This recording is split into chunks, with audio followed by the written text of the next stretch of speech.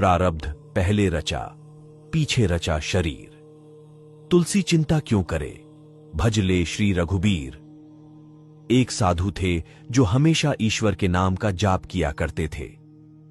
बुजुर्ग होने के कारण जब भी गुरुजी को शौच, स्नान आदि के लिए जाना होता था, वे अपने शिष्यों को आवाज लगाते थे और शिष्य ले जाते थे। धीरे धीरे कुछ दिन बाद शिष्य 2-3 बार आवाज लगाने के बाद भी कभी आते, कभी और भी देर से आते।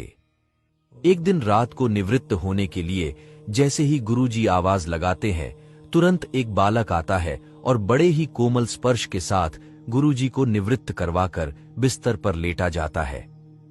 अब ये रोज का नियम हो गया। एक दिन गुरुजी को शक हो जाता है कि पहले तो शिष्यों को 3-4 बार आवाज लगाने पर भी देर से आते थे, लेकिन ये बालक तो आवाज लगाते ही दूसरे क्षण आ जाता है और बड़े कोमल स्पर्श से सब निवृत्त करवा देता है। एक दिन गुरुजी उस बालक का हाथ पकड़ लेते हैं और पूछते कि सच बता, तू कौन है? मेरे शिष्य तो ऐसे नहीं हैं।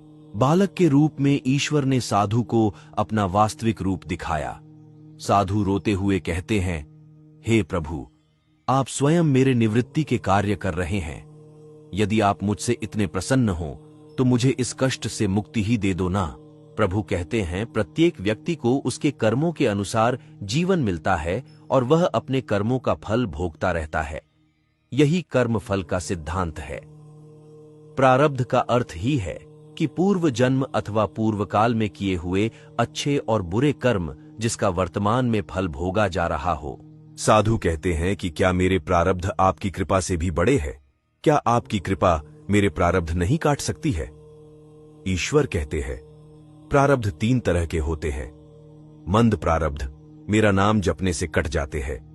तीव्र प्रारब्ध किसी सच्चे संत का संग करके श्रद्धा और विश्वास से मेरा नाम जपने पर कट जाते हैं, किंतु तीव्रतम प्रारब्ध भुगतने ही पड़ते हैं।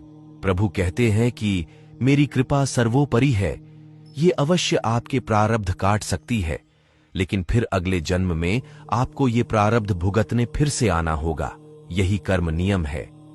लेकिन जो हर समय श्रद्धा और विश्वास से मुझे जपते हैं, उनके प्रारब्ध मैं स्वयं साथ रहकर कटवाता हूं और तीव्रता का एहसास नहीं होने देता हूं।